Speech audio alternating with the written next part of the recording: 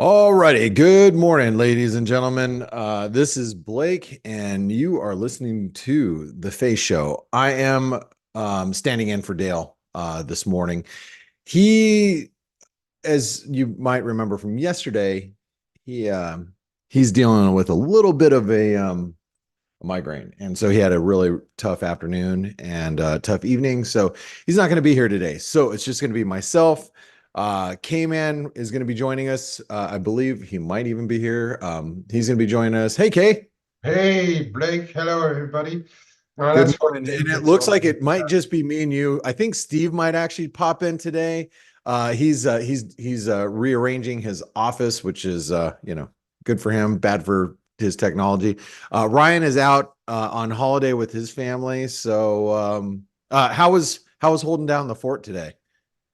Yeah, it was all right. Was all right. Had a very interesting, but unable to reply in 5 minutes time question about how to become or whether it's worth becoming a professional trader. But that's a question that needs a few hours to reply, I think, and it, Right.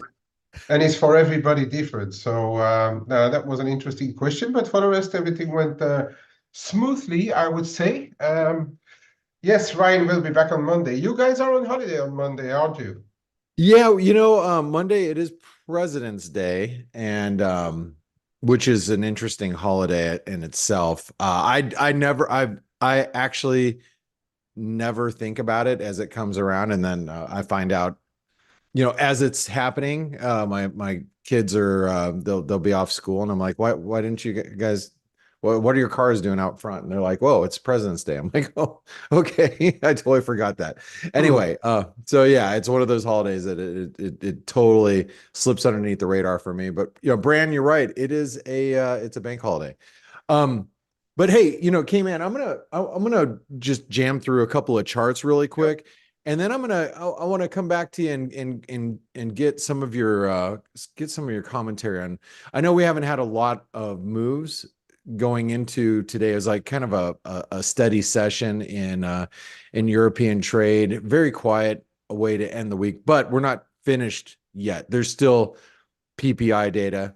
We've also got obviously we've got University of Michigan consumer sentiment data, and there could be some things that move the needle today, and I think we need to be paying attention to it. And I want to review kind of your thoughts on some of the UK data, that strong retail sales data that came out this week. But let me start with just going over to let's start with the markets and talk about what's happened in like the euro and whatnot. So what I've noticed this week is we've seen just a little bit of a backfilling, and the euro is closing in on that 108 level. Now, there's a couple things I need to tip my hat to Ryan, who's not here today, but he has been very, very loud for the last couple of days, especially on Wednesday, as he was getting long at the 618 retracement on the euro. Now, personally, I was a little skeptical that level was going to hold as we closed below it, and I was looking at all the rest of the data that we have coming out this week, but it held it. We gave us a little bit of a false breakdown. It allowed for some stabilization. Now, the one thing I need to throw out there, though, when you're dealing with like the dollar, you got stocks that are planted well above 5,000 in the S&P. I don't know if you guys have seen it this morning. You take stocks like Applied Materials was up 6% after hours yesterday. You got SMCI, I think, is up above 1,000 this morning. So I think it's added another 5%. Let me double check that really quick. Yeah, Because I was looking at it just a while ago. Do you see that, K-Man? it's got it's got absolutely parabolical, this one. It is gone crazy. And you look at like let's take a look at AMAT really quick. AMAT is going to gap up to 209. That's this is the chip sector, all AI related, if you will. It's just jumping on the AI bandwagon. Anyway, it's up 11%. Now, going back to what I was going to say about the euro, the thing is you got equities that are clearly not done yet. As much as you'd think, okay, well, the CPI data would have stalled the market, it hasn't. And so that push pull that you're feeling in the FX market is everybody's buying equities. It's gonna keep some pressure on a downside pressure on the dollar. The dollar is going to struggle a little bit more when equities rally. But if you think about it, though, here's the dollar index. We did hit the 618. Still have a long way to go to complete this secondary inverted head and shoulder pattern. And the reason why I say it's secondary is because the first head and shoulder pattern that we started talking about at the beginning of the year is already completed. So that's this one here. You can see this is the original one, right? That completion actually took us right to where we got to 105. Now we have a secondary one that's working out right now. And so there's still further to go. But what's prohibiting the dollar from making any headway here is what you see in the S&P. So I mean, if you just really just take a look at, like, let me pull up a dollar index that I don't draw on quite a bit. Let me use the ICE one here. And then, you just match up. Let's delete this really quick. I'm going to add the S&Ps. I think I already have, oh, do I already have them up there? It's not that. I didn't want to do that. There we go. So you just look at what normally happens with the stock market and S&Ps. You get a divergence between the two. And what you've seen this year in 2024 is you've seen a rally in the S&P, but also a rally in the dollar.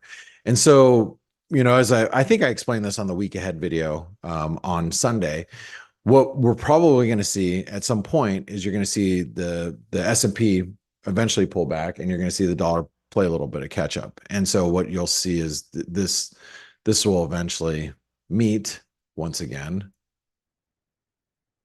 at some future point. So that divergence is going to start to converge soon. And soon, I say soon, it could be this week, it could be next month, it could be a couple weeks from now. But the dollar continues to hold up very, very well despite the rally that you see in equities.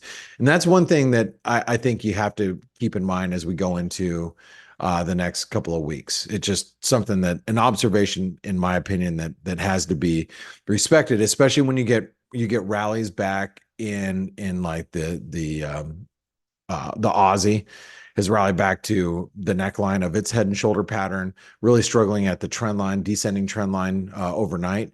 And it's given us another look at this 6530. Now I'm gonna go ahead and throw this out there really quick. And K-Man, I'm gonna get your opinions here, especially on some of these. Like, you take the Aussie, and the Aussie is set up perfectly for today. Okay, I have some Aussie exposure.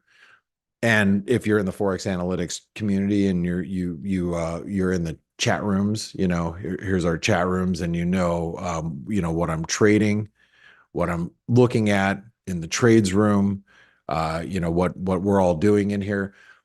But I'll tell you what, the Aussie's set up really well, because if we have some strong producer prices, and it just kind of confirms that this inflation, genie isn't back in the bottle, you're going to see the Aussie really reject this 6530 level. And this 6530 level is quite a big level of resistance. And you can see it over the course of the last 24 hours. We've really stalled right at it. And again, this is a descending trend line. Flip side is, if producer prices come in weak, and that spurs on some more equity market strength, because we haven't seen anything stop equity markets, it also spurs on some continued dollar weakness, because we've seen this dollar little bit of reversal over the course of the last 24 hours. If that continues and the Aussie gets above 64 or 65.40, we could really actually see a squeeze there. So I think the Aussie is set up perfectly for today, especially if you don't have a position. If you don't have a position and you're looking to take a position on a Friday, and maybe looking to get some, a Friday trend day, which tends to be Friday price action, this might be one to keep on the radar. So, K-Man, what are your thoughts as we go into the end of the week? We've seen this dollar reversal, or, dollar pullback, I would call it, following the CPI. How are you? How's that weigh in on what you're doing right now? Yeah, following the retail sales yesterday, yeah, the Yeah. market flipped a little bit. I think so. First of all, if you look at the Dixie, it's still more than half of it is euro dollar, and we have seen this euro dollar test at 107 and then go back. One of the reasons, well, there's various reasons, of course, why a market is moving, but um, it did hold before the retail sales came out yesterday, right? So I think that if you look at the FX volatility, is coming down quite dramatically. That means that if on the edges of ranges, you are going to see more interest all the time. So you need fresh flows. That's what I always say. To break a range, to keep a direction going, you are going to need fresh flows. But if the option market is too cheap, people are buying options. That means that at the edges of the ranges, you're always going to find people counter trading it because they want to pay back their premium. And I reckon that is what's happening, especially in stuff like the euro dollar, which is very, very stuck. The interest rate differentials are not moving much either. So that thing is really stuck. So there's other currencies, likely other currencies that are better trades on the back of data right now than per se the euro dollar. And Yeah. that and that then has the biggest impact on your Dixie, right? But if you take the euro dollar out of the picture, yen is still weak. That thing is not giving up a lot. Yeah, Uh, let's now let me jump in and just ask you about this yen phenomenon. And oh, I have it down here. I'm sorry, I had to look at it. I'm looking at a different chart pattern this morning, or a chart account right now. So that's why I was like, where did I put my dollar yen? Anyway, let's very start well going. supported above the 150 level, despite a lot of recent rhetoric to try to get it down here. And technically speaking, the dollar yen holding above 150 targets the. This is a big resistance, by the way, just so everybody can see it. Here is the weekly dollar yen. How, what stops this move, K-Man? Well, I'd argue downturn more than just one data point in the US, a real downturn, because the warnings of the MOF have been shrugged off a little. They came out again overnight saying that they're watching everything very carefully with a high sense of urgency, but it is we are at risk of interventions. That of course could stop it, but I think what really is going to stop it is, and we need time for that, I guess, is the Bank of Japan starting to really hike rates, or a deeper US economic downturn, because it's not only the dollar yen, and that's what I keep repeating. It's not only the dollar yen. Look at where euro yen, look at where all the yen crosses are. They are So, back. we just had Terrell write in about the pound yen. Mm. Look at how bullish this is a cup and handle No, pattern. Cup and handle patterns are continuation patterns. I mean, that's pretty bullish. and the yen is offered. There is absolutely no doubt about it. And again, Ueda came out overnight. Yes, I mean, situation hasn't really changed much. I think that was a little bit of a hint towards those weaker GDP data, but we know that their window is not going to remain open for forever to normalize. So I guess the market is saying that, well, with those kind of GDP numbers, how are they going to get rates to 1%? I mean, um, they can go up to above neutral or above zero, but how much can they raise further if their economy is not following, you know? And that's the issue now with the yen, and that brings us back to, if your interest rates remain low and the rest of the market's interest rates remain stickily high because of higher inflation, that then you create a big differential gap against the yen, and that is really what is playing on. And then the last thing adding to that, the Nikkei. Nikkei is extremely close On to fire. time high. On fire. I mean, the Nikkei is just, and by the way, I'm gonna let me just stop here real quick and let's just do some real quick chart work. This will as you're talking, but what's going to stop the Nikkei now? I mean, this is Warren Buffett's trade, right? Mm. Yeah, and then you see the foreign invest the numbers came out again. The foreign investment in the Nikkei at record levels, right? Absolute record levels. So it's going to need something to turn this around. So again, I'm me personally, and I'm going just to repeat this here. For me, Q2 this year is going or potentially decide upon a lot of things because Bank of Japan should start to normalize. The Yeah. others should start to hint at their rates starting to come off, and that's where you can see this one perhaps starting to run out of puff, and the yen perhaps getting a better beat again. But we are still a month away, or a month and a half away from moves, and try to be long yen for a month and a half. You will see what it costs you, right? Right. It does add up for sure. And I'm gonna just say, remember, this is, as K-Man said, this is supposed to be the where the Bank of Japan does make a move, but so was 2023. And but it created, because of that idea that the BOJ was going to potentially, start tinkering with yield curve control and come off the zero bound for rates. That is what stopped this move. And I'm just pointing out the Nikkei, which could do the same thing for, as K-Man's pointing out, as we go into the remainder of, the first half of 2024, but also in the dollar yen, that's when we got this massive amount of volatility this last year, and this last year, because of these expectations. So those expectations are building once again, right, Kay?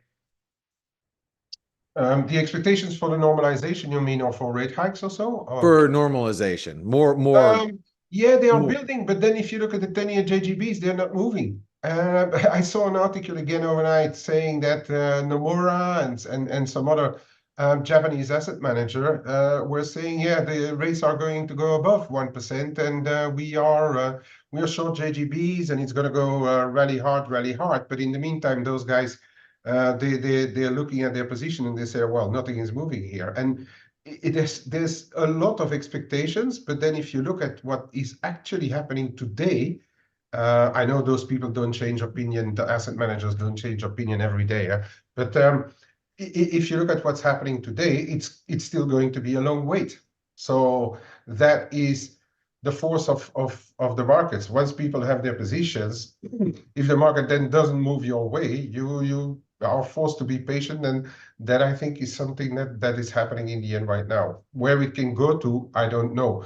But just imagine, and I don't know whether it's going to be the case or not, but just imagine that we get two beats on the numbers this afternoon, PPI as well as the Michigan. Yep. Where's your dollar yen going to end up? And your yen crosses, because your yen crosses also go along a little bit with what's happening in the equity markets. A lot of positivity there. And I want to remind everybody that yields are breaking out. I mean, this is the 10-year. We can look, the 30-year is going to give us basically the same look, but I just want to just make sure everybody is very clear here. We had a breakout in the 10-year yield, and I think it's a double bottom. I think it plays out as a double bottom, or you can just simply make it an ABCD move, which if you want, but I think we've already surpassed that.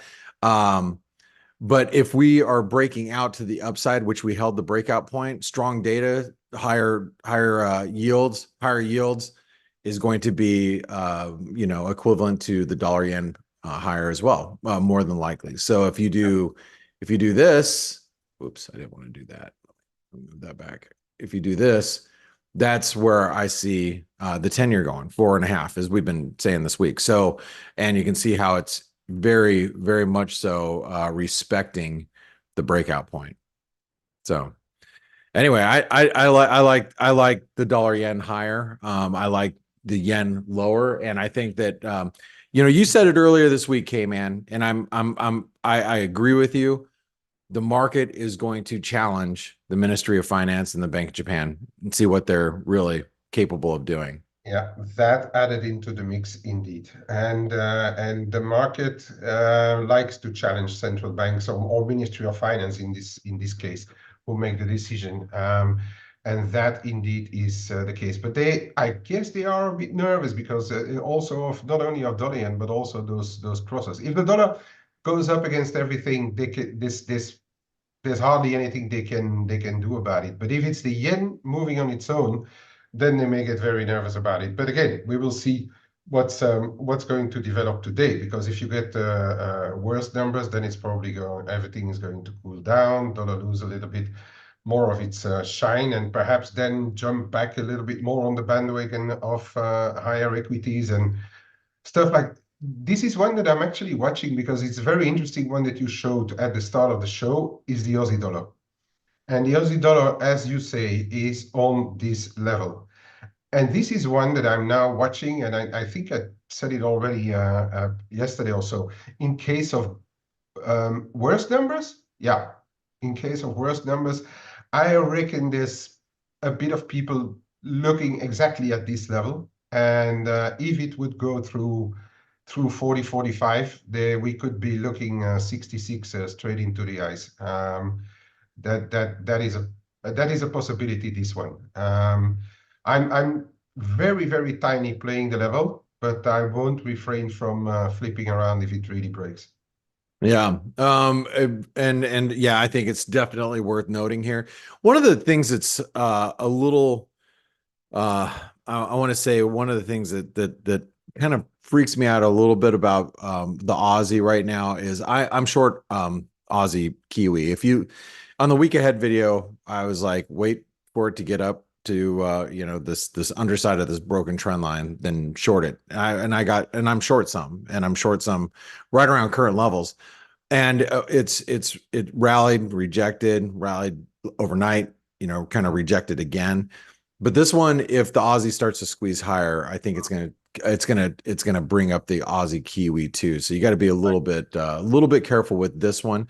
I would just say Aussies across the board.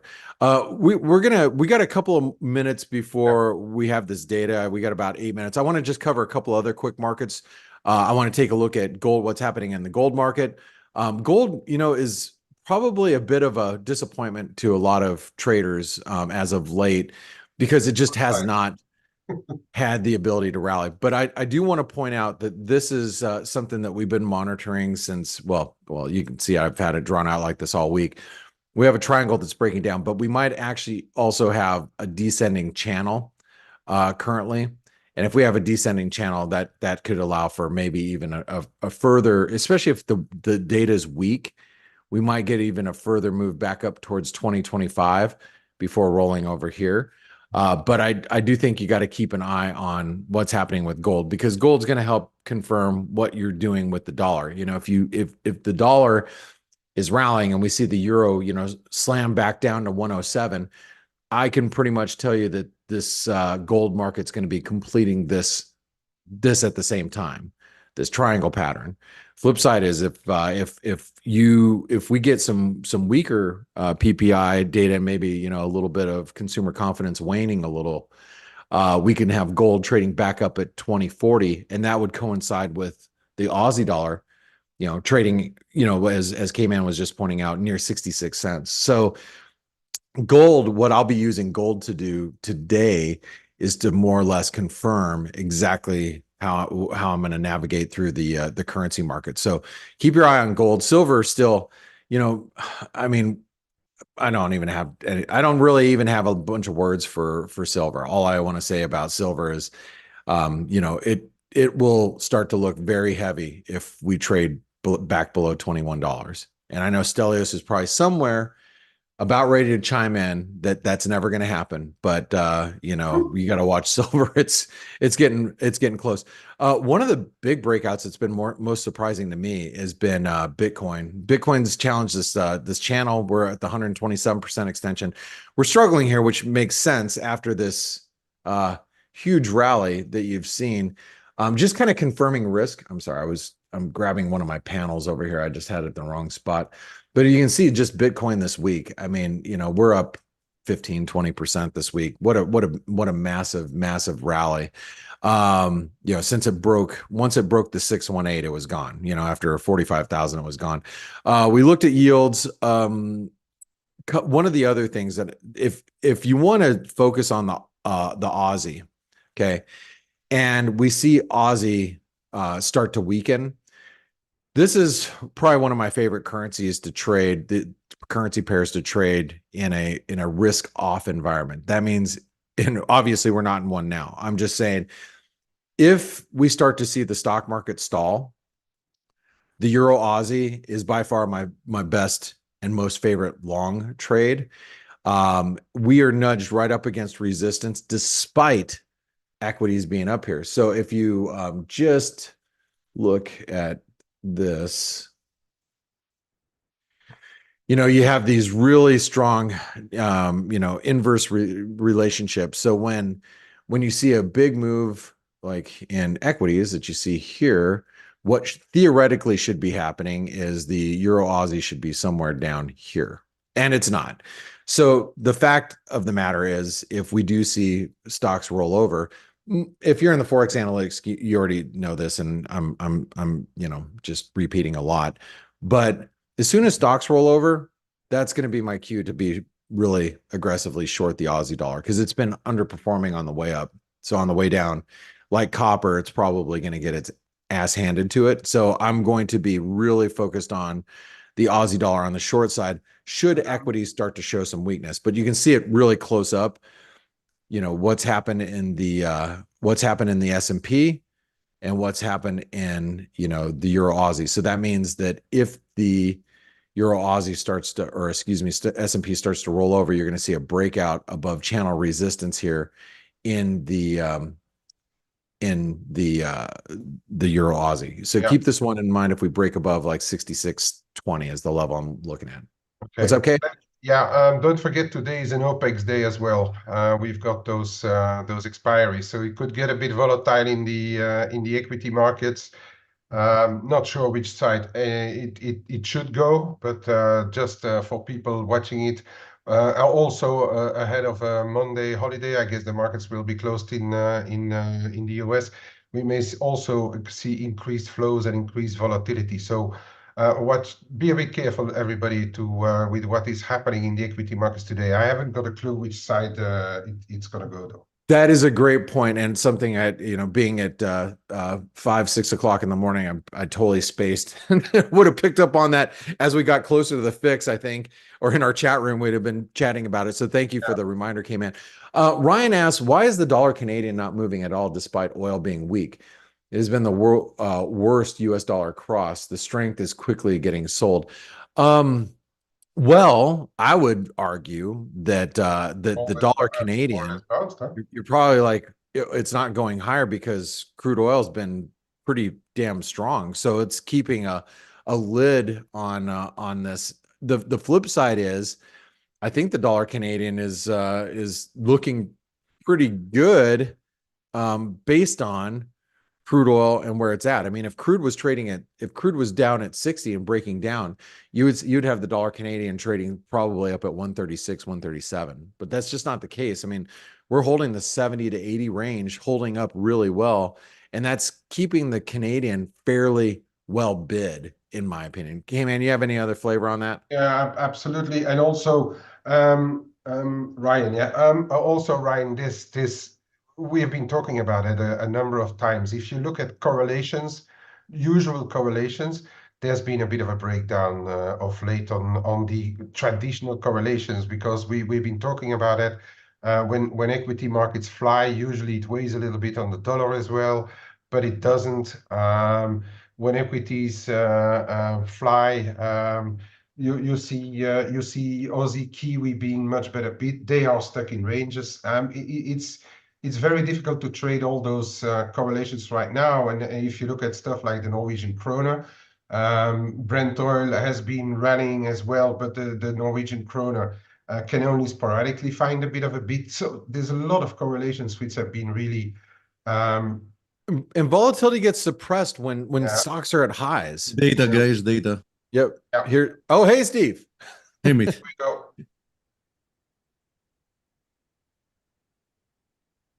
It's got to be some strong data. Look at producer prices. Wow, 0.3%. PPI is Yeah, higher. yeah, and core PPI is also a Yeah. lot stronger than expected at Woo-wee. half a Well, percent versus 0.1 forecasted and zero the previous one. So yeah,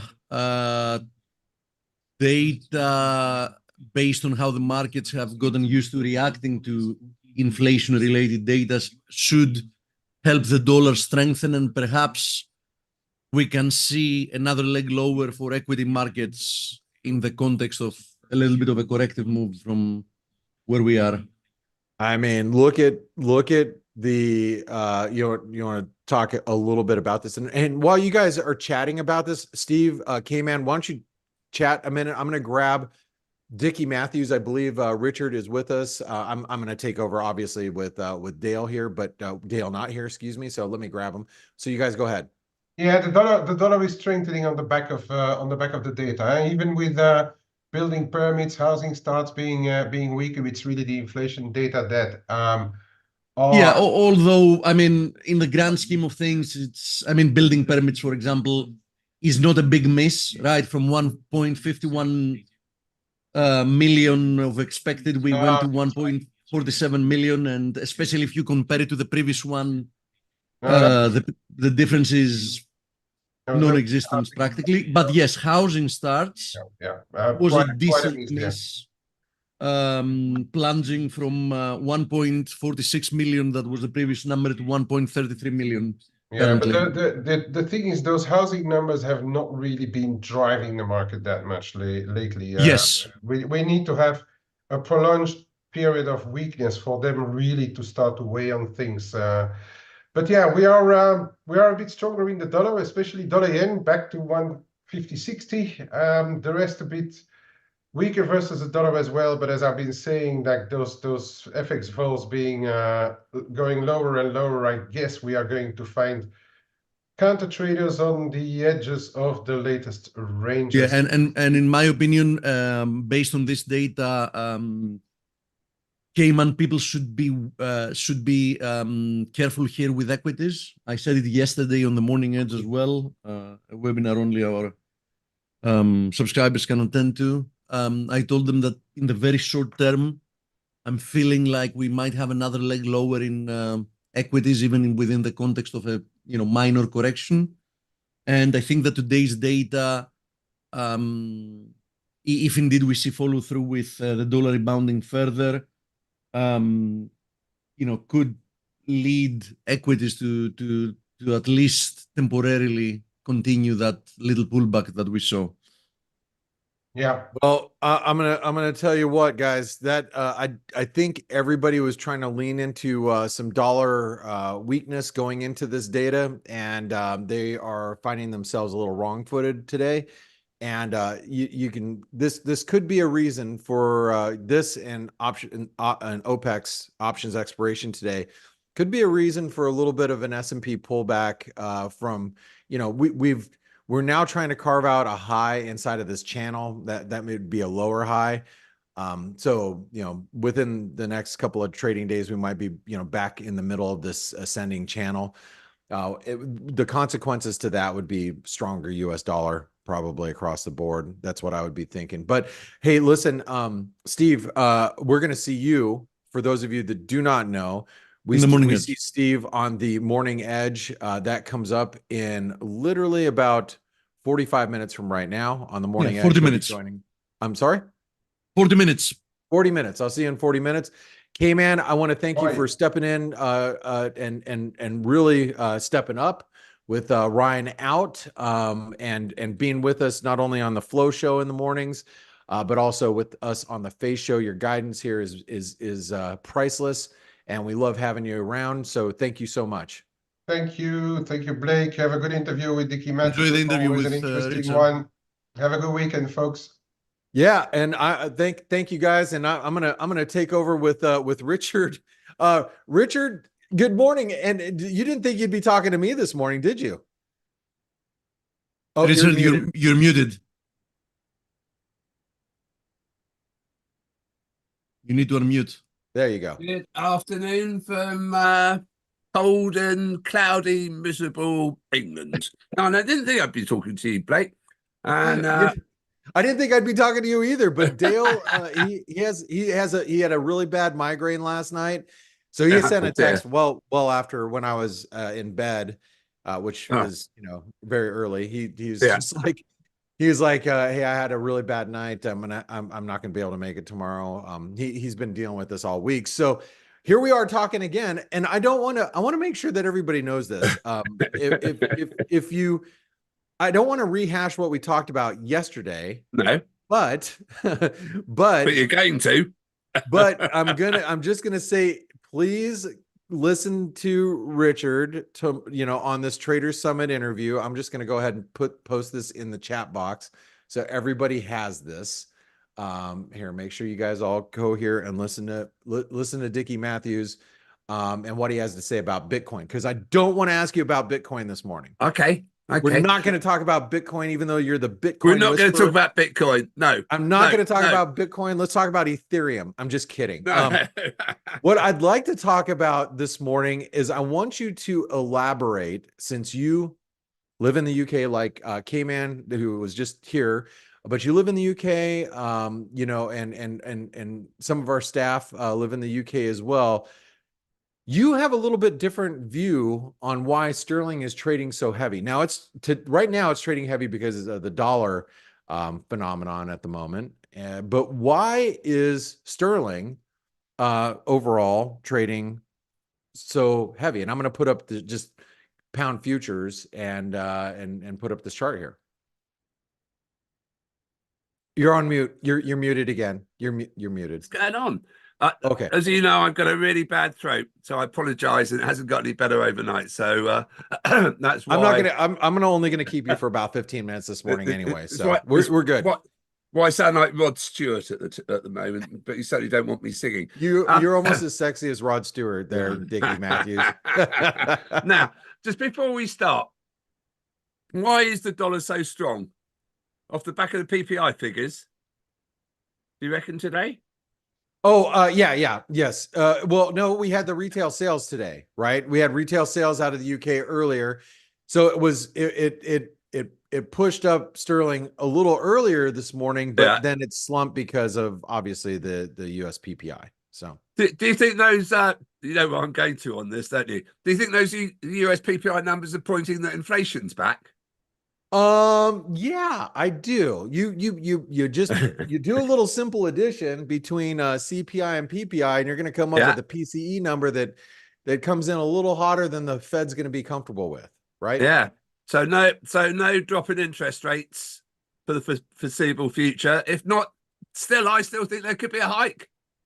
That I know you like to toot that horn when you're when you're on a hot streak right now. But I do agree with you as far as, the market is obviously, and I'd love to see what the curve is right now and what, interest rate pricing is right at this moment. But I know that expectations have come down dramatically. Actually, Jim, here, let me pull up this chart this is from Jim Welsh yesterday, and I'm going to steal his little bit of his information, and this came from Jim. Let me just show you really quick. This is a good chart because it's shifted even more. You can see interest rate expectations, cut expectations has dropped dramatically here. And again, I'm taking this from Jim Welsh Macro, because I interviewed him yesterday as well. And I just want to show you that because it's even gotten more dramatic as of this morning. So you're seeing interest rate changes, but cable has been heavy overall. I mean, you look sterling overall, and it's failed to really rally with the euro. So what's up with that? I dodged the question in the first point. As we were talking about last night, that there's some other factors starting to play actually in the markets generally, not just in sterling. It's a big electoral year this year. We've got an election over here. They can push it to January next year. I don't think they will. It'll almost certainly be November, December. Excuse me. You've got an election in the States. So this is starting to play into the markets a little bit. There were two by-elections last night in the UK. Conservatives got absolutely smashed. However they want to, whatever they want to say, that it was a really bad night for them. It looks nailed on to me that the Labour Party will get into power, and traditionally Labour Party is a party of spend, spend, spend, and traditionally you are shorted sterling on the back of it. They have some madcap politicians. I'm not saying the Conservatives don't. They have some madcap politicians involved in it. And I just think generally people go, we don't like this. Let's get out of here. And I think that's sitting on top of sterling a little bit. I think the Bank of England, I know we were talking last night about how political it's really, really difficult now for anyone. The closer we get to November, the more difficult it becomes for a central bank to cut rates, because they can say, "Oh, you're only doing that to get Biden re-elected. Oh, you're doing that to get the Conservatives in." So I think central bankers, although they're not political, I think there's an influence naturally on them that makes them political. So I think that's sitting on sterling as well. But generally, I've quite liked sterling up until quite recently, and I just think there's this political overhang is starting to play into them, and there's always a chance with our madcap politics that Sunak could be voted out of power by his own party. He only needs 29 MPs to vote against a policy that they don't like, and he's out, and we have to have an election if he goes. So there is a chance that you get an election much sooner. You could get an election maybe in May, which again he'd lose. So I just think the political problems here are starting to sit on top of cable. Well, actually probably on top of sterling, but in particular on top of cable. Do you think that it's possible that you can have two elections before our 4-year election, our one election in November? Is it possible we can actually have a couple different new prime ministers? No, I'm just joking. No. Maybe I am, or I'm not. I'm not sure. I'm not sure you are joking, are you? Okay, so it sounds like a real crap show as far as politically in the UK, and that's obviously one of the things that's going to weigh on the sterling. So I mean, you look at the euro sterling quite a bit. If the euro's rallying above sterling, what does that even tell you about sterling? Yeah, absolutely. I mean, as you know, I am a perpetual loather of the euro, and it just shows how weak. That was a very moderate statement in my feelings about the euro. I think that just shows how weak sterling is. Yeah. If the euro, to me, Germany's in real problems economically, and they've always been, well, traditionally the powerhouse of the euro. I think if sterling, is weak against the euro, then that's not good news. Now, one of the other things I wanted to talk with you about today, just because I was thinking about this when I'm like, oh crap, I got to talk about Richard. What didn't we talk about yesterday? You have been a very staunch dollar bull throughout the course of this year. I since the beginning of the year, and rightfully so. The dollar has really responded in 2024. Over the course of 2023, we saw that U.S. dollar exceptionalism kind of wane. People are like, "Oh, okay, U.S. economy is going to slow down." Yeah. You're going to see rate cut expectations come in line with everybody else, the rest of the world, which it did. The dollar kind of suffered as a result. But now you're seeing the U.S. exceptionalism story come back into play, and you've been ahead of that. You've been talking about it, for the last several weeks. Is this going to be again the story, maybe even the first half story of 2024? I was going to say, I think it is. I remember a couple of months back we were talking about this actually with Michael Brown, and we were saying, but actually, the US is exceptional, and it has been, and nothing's really changed it. It's remarkable, isn't it? Look at unemployment, fantastic. Inflation's pretty benign. Might be, as we were just talking about, getting a bit of a lift off again, but it's just an incredible case at the moment. So much better than over here. However, having said that, you know, our employment figures are pretty good in the UK. It's just, I don't know. I just love the United States. I just love the economy. I love how dynamic it is and how it keeps going. And you just throw loads of stuff at it and it bounces back.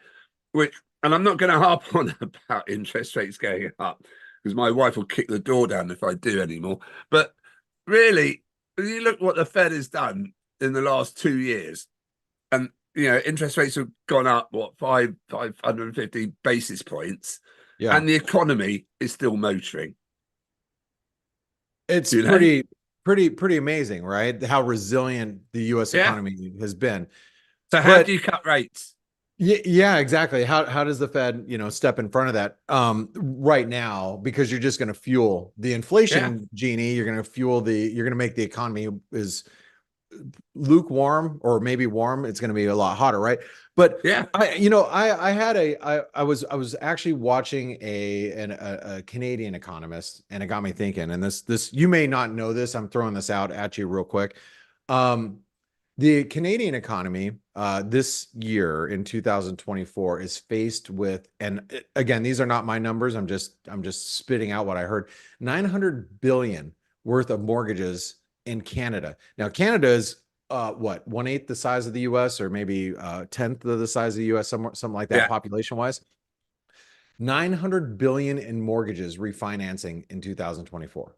Oof. 900 billion, not like 900, Jesus. million, 900 billion. And they're going to refinance at much higher levels. So if you own a home and you got to refinance this year, your payments are going to go up. Now, I know the UK is in a similar type of situation. What's your average loan structure for housing there? Very short term, maximum 5 years. Fixed. Okay. So are you coming into that oh shit moment in the UK economy where some of these mortgages are going to really start to weigh on, on consumer spending and everything else, right? Absolutely. I mean, I've got to say, I'm amazed that there's that number of mortgages in Canada. I just thought that covered absolutely everywhere, including all the Yukon. Again, this is a Canadian over. wealth manager or economist. I forget what he was, but I heard the number. I'm like, shit, that's a big number, right? So, I mean, certainly, you have a choice here with the mortgage, whether you have it fixed, you can have it floating, you can fix it for 2 years, 3 years, 5 years. No one fixes it for longer than that. And mostly for 3 years, because they all know about markets and interest rates only ever go one way, which they've done for the last, 15 years. And I think a lot of people are really, really caught. So not only that, you've got food price inflation at 7%, you've got mortgages going up, and council tax, which is what we pay to live in our houses. We pay the local authorities an amount each month. That's going to go up certainly 5%, if not 7%. Rail fares, blah, blah, blah. Because a lot of the price rises this year are linked to the inflation figure last year, bizarrely. So it really does hurt.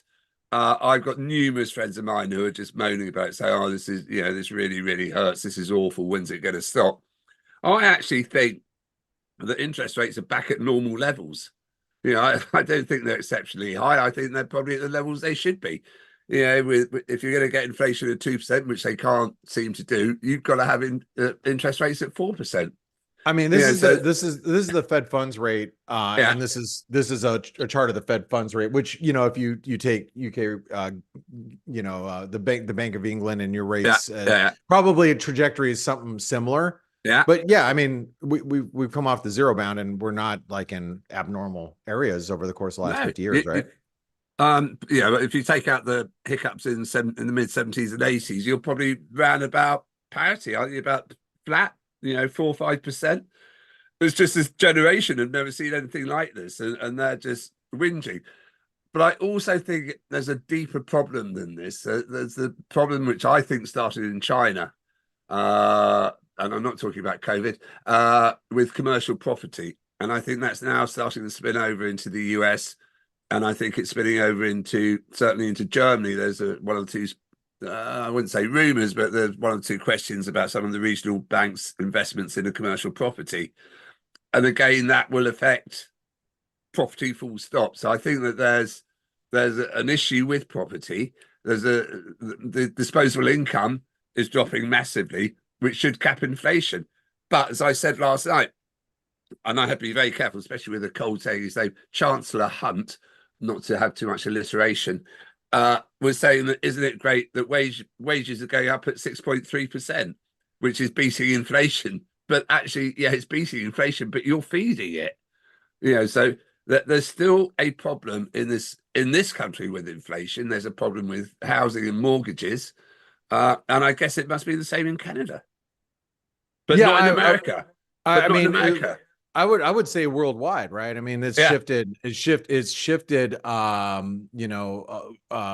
markets globally, and the work from home phenomenon. I mean, shoot, I could tell you how many around my neck of the woods, how many empty office buildings that we have.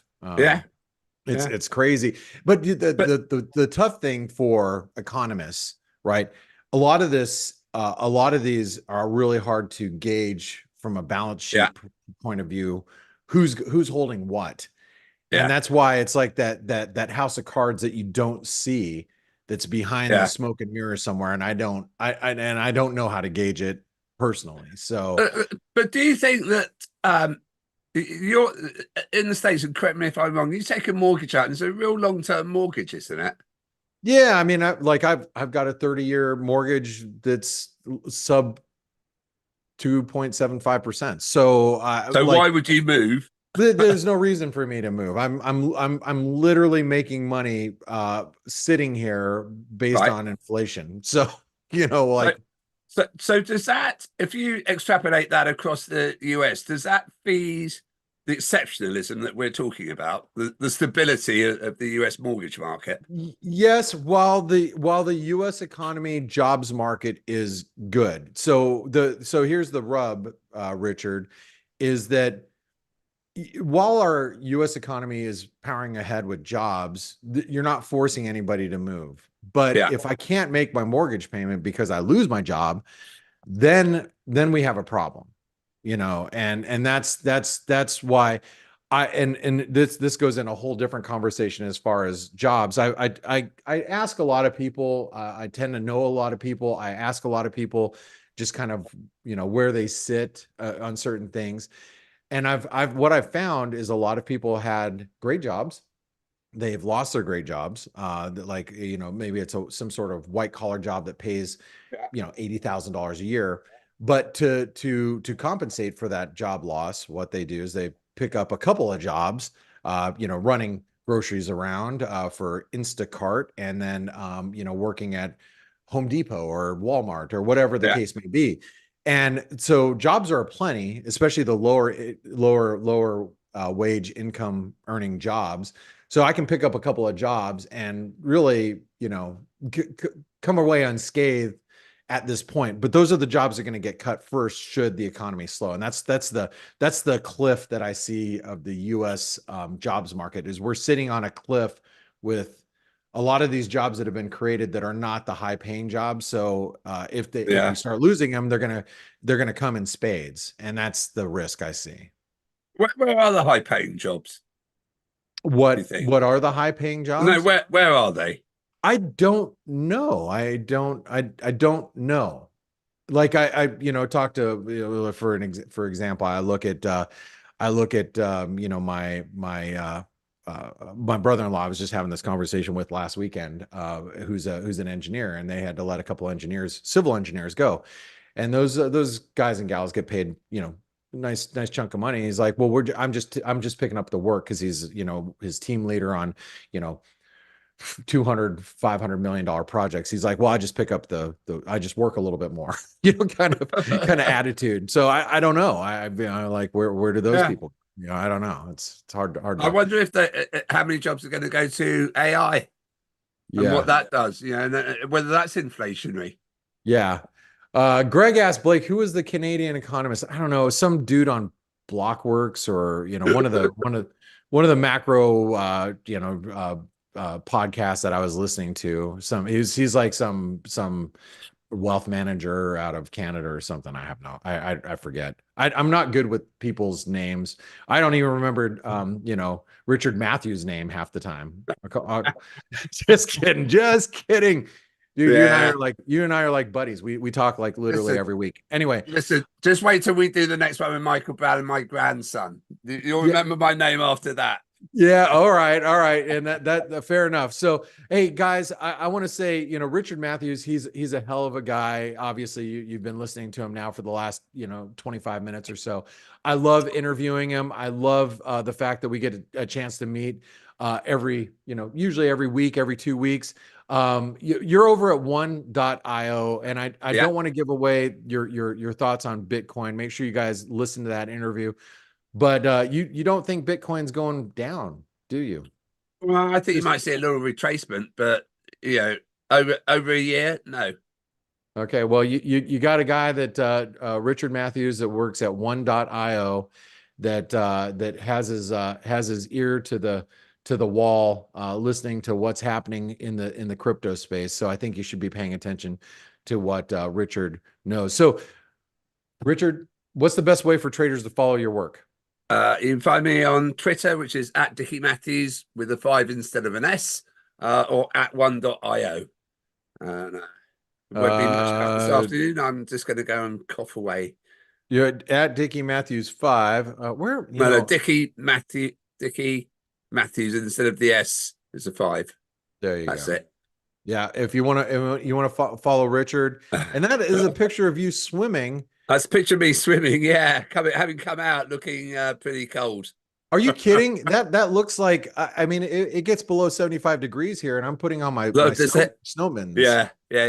I think that was about 5 degrees in the water and probably freezing outside. That looks like ice caps over there. No, they're not ice caps. There might be ice on top of the wood. Oh. All right.